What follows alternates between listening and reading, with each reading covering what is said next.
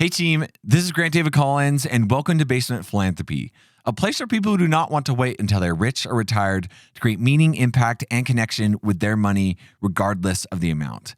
On this episode, we're going to be talking about how you can get rid of the barrier of wealth when it comes to your giving and philanthropy. So let's get started.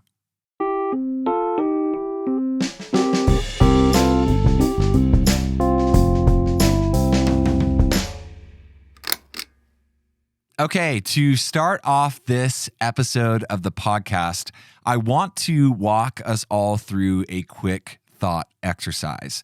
So if you're sitting near a place that you can grab a piece of paper and a pencil, please go and do that. If you're not, you can likely do all of this in your head. So just continue to do whatever it is that you're doing right now. So what we're going to do is we are going to rank ourselves from a scale of 1 to 10 when it comes to how rich we believe we are compared to a group that I am going to name. So a 1 would represent that you are not rich at all, like you are at the bottom of the scale, and 10 would represent that you are at the top of the scale. So here we go. How rich do you think you are compared to the people within your inner circle? These are people like your friends or your family, individuals that you spend the most time with. Okay, how rich do you believe you are compared with those that live in your neighborhood? How rich do you think you are when compared to those that live in your city? How rich do you think you are when it comes to comparing yourself with those in your state? How rich do you think you are compared to those that are in your country? And last but not least, how rich do you believe that you are when compared with the rest of the world? Okay, now that we have finished that part of the thought exercise, I want you to look back at your answers or think back on your answers and determine what your average is. And with that average, I want you to keep it in mind as we go through the rest of this podcast because it's going to be really important. So if you are an average human being, you likely ranked yourself in between 4 and 6 when it came to the average that you created through that thought exercise. So now that we are on the other end of that, how rich are you really when it comes to being compared to the entire population of the world? So how rich are you when it comes to comparing yourself with the 8 billion people that live on planet Earth right now?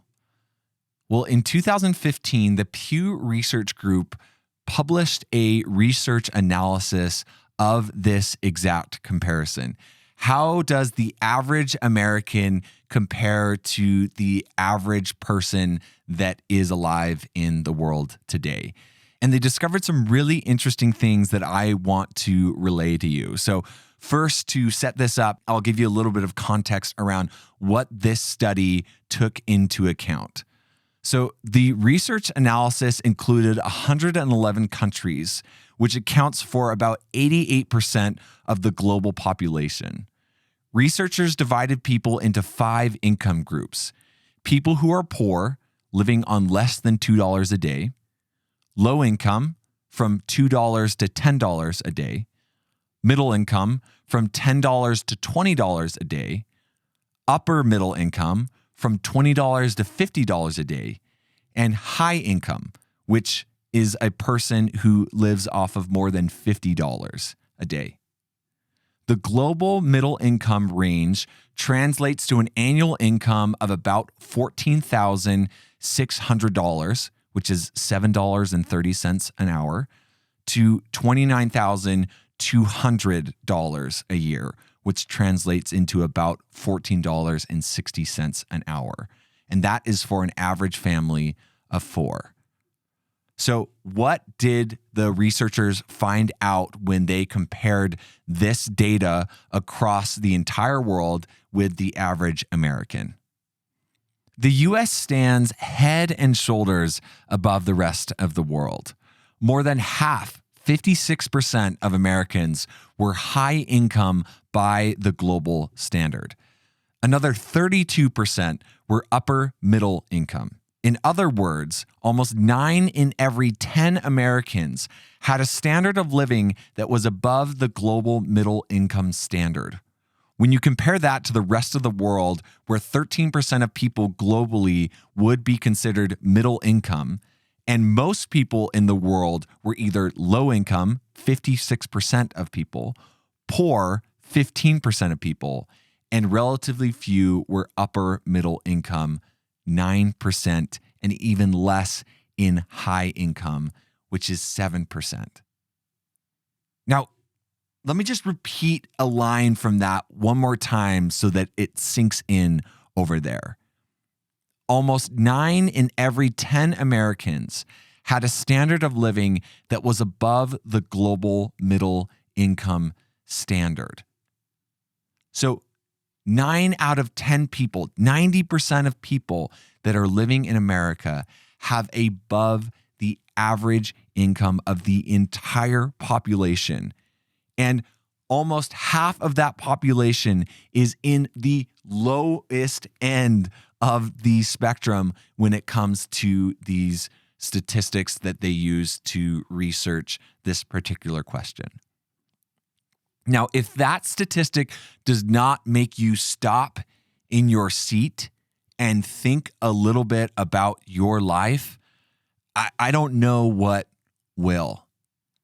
It's so often that we use our lack of wealth as a reason that we are not getting involved with giving and philanthropy. And we live in the richest country in the entire world.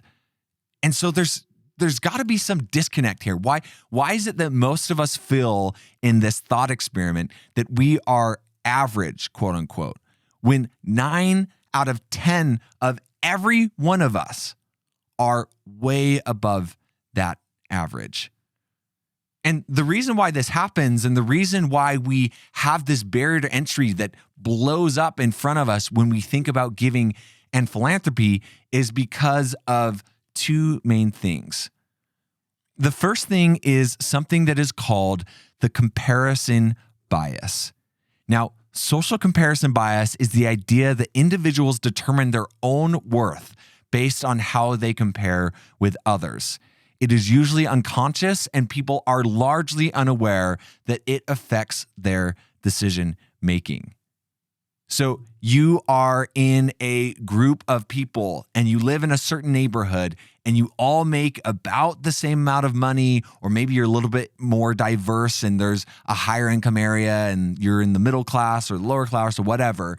And you are thinking about how wealthy you are in comparison with that sample size. And so there is always people that are higher in wealth and income and opportunity than you are. And so you likely feel like either you are in the middle or towards the bottom of that equation.